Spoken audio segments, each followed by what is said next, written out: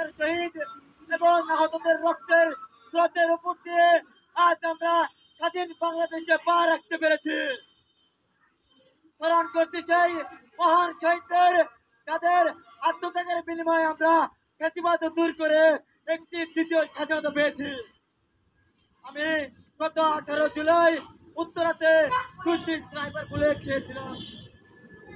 দেশবাসী যারা নির্বিচারে দেশের হাজার হাজার মানুষকে শহীদ করে ফেলেছে, এখনো যারা যোদ্ধারা হাসপাতালের পেটে কাতরাচ্ছেন, এটা কোনোভাবে একটা রাজনৈতিক দল হতে পারে না। এটা সন্ত্রাসী, এটা জঙ্গি গোষ্ঠী, আর একটা সন্ত্রাসী জঙ্গি গোষ্ঠী বাংলাদেশে রাজনৈতিক ভাবে ফিরে আসুক, এইটা আমরা কখনোই চাই না। আমরা চাই জুলাই সহ সকল গণহত্যার সুনিশ্চিত দৃশ্যমান বিচার হোক। তারা আমাদের সামনে পাখির মধ্যে আমাদের ভাইদেরকে গুলি করে অসংখ্য মায়ের বুক খালি করে দিয়েছে। সংগ্রামী দেশবাসী, আমরা দেখতে পাচ্ছি সংস্কারের নাম করে এখনো ফ্যাসিবাদের পুনর্বাসন চলমান রয়েছে। আমরা বলতে চাই ফ্যাসিবাদের শিকড় যতই গভীরে থাক না কেন, সেটার মূলোৎপাদন না করা পর্যন্ত আমাদের লড়াই চলমান থাকবে ইনশাআল্লাহ। অনেক হয়েছে টামি নির্বাচন, দেখেছি শুধু নাটকের আয়োজন।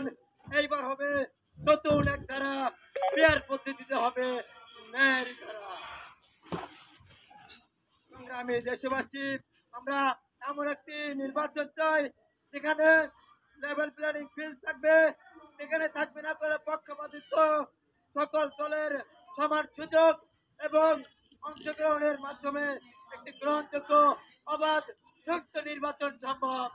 সবার প্রতি আবারও সালাম জানিয়ে সবার সুস্বাস্থ্য এবং দীর্ঘায়ু কামনা করে আমি আমার সংক্ষিপ্ত বক্তব্য এখানে শেষ করছি। ওমা তৌফিক ইল্লা বিল্লাহ।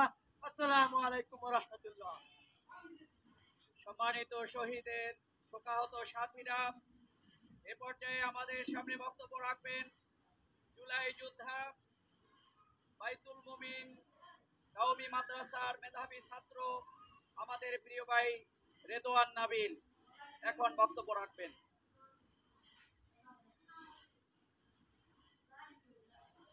আসসালামু আলাইকুম ওয়া রাহমাতুল্লাহি ওয়া বারাকাতুহু। হামিদাও ওয়া মুসাল্লিয়াও ওয়া মুসাল্লিমা আম্মা বা'দ।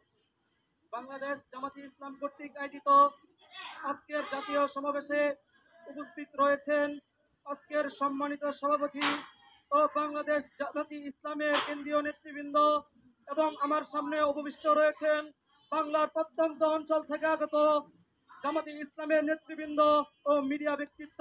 সকলকে জানাই জুলাই মাদ্রাসা ছাত্র পরিষদের পক্ষ থেকে আন্তরিক শুভেচ্ছা ও অভিনন্দন।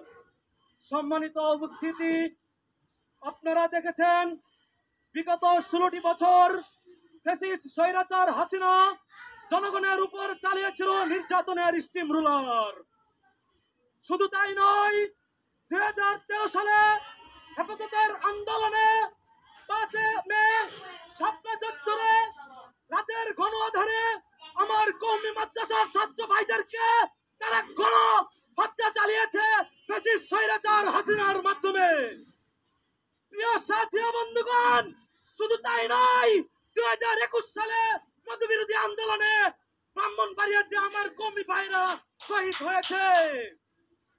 সম্মানিত উপস্থিতি, গত 1 বছর পূর্বে 2024 সালের জুলাই আমাদের ইতিহাসে স্বর্ণাক্ষরে লেখা থাকবে, যেখানে আমাদের দেশের প্রত্যেকটি মানুষ নির্যাতিত হয়েছে।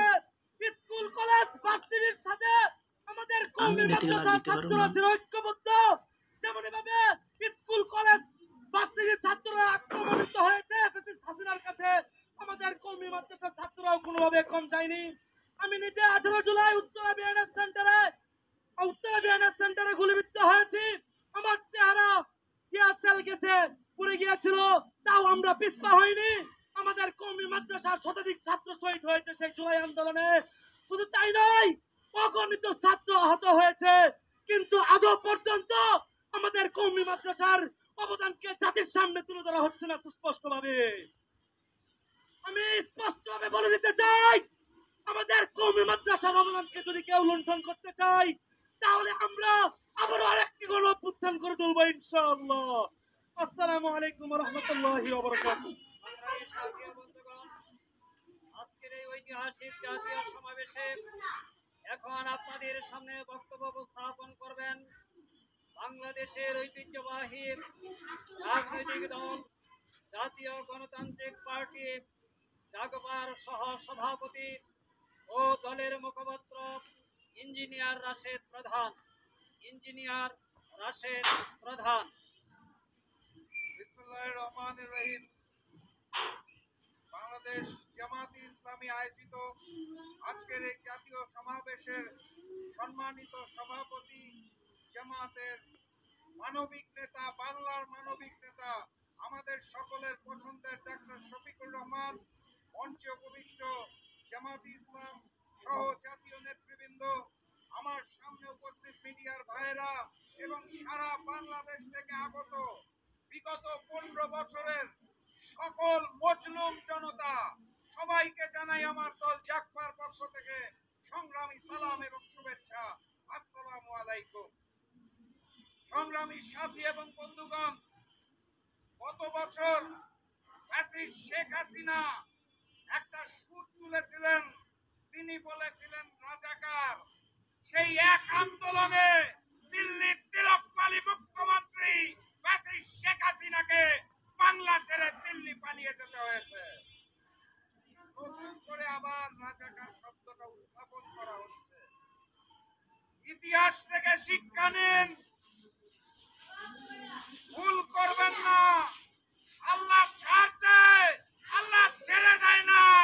নতুন করে আওয়ামী লীগের স্লোগান তুলে ধরবেন না, আপনাদেরও জনতা বাংলাদেশ থেকে বিতাড়িত করে দেবে। আগামীর বাংলাদেশে আমরা বৈষম্য দেখতে চাই না। আগামীর বাংলাদেশে আমরা ভারতীয় আধিপত্যবাদ দেখতে চাই না। আগামীর বাংলাদেশে আমরা চাঁদাবাজি এবং পাথর দিয়ে হত্যা দেখতে চাই না। সংগ্রামী সাথী এবং বন্ধুগণ, বাংলাদেশ জামায়াতে ইসলামী থেকে যে 7টি দাবি দেওয়া হয়েছে, পিআর পদ্ধতিতে নির্বাচন সহ প্রবাসীদের ভোট, সকল দাবির প্রতি জাতীয় গণতান্ত্রিক পার্টি জাগবার পক্ষ থেকে সমর্থন ব্যক্ত করছি। একই সাথে সাথে নতুন 2টা দাবি উত্থাপন করছি। সাথে সাথে বাংলার মাটিতে কোন হত্যাকারী আওয়ামী লীগের রাজনীতি চলবে না, চলতে দেওয়া হবে না ইনশাআল্লাহ। তাদের নিষিদ্ধ করতে হবে।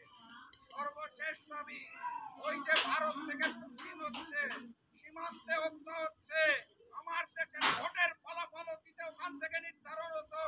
একত্রিত হতে হবে, সকল মজলুম এক হবে।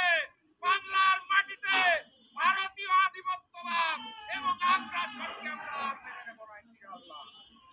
আত্মবিশ্বাসে নতুন দাবি ব্যক্ত করে আগামীর বাংলাদেশ হবে ইসলামের বাংলাদেশ, আগামীর বাংলাদেশ হবে কোরআনের বাংলাদেশ। এই আশাবাদ ব্যক্ত করে আজকের মতো বিদায় নিচ্ছি। নারায়ে তাকবীর, নারায়ে তাকবীর, নারায়ে তাকবীর। আবারও দেখা হবে, আবারও কথা হবে ইনশাআল্লাহ।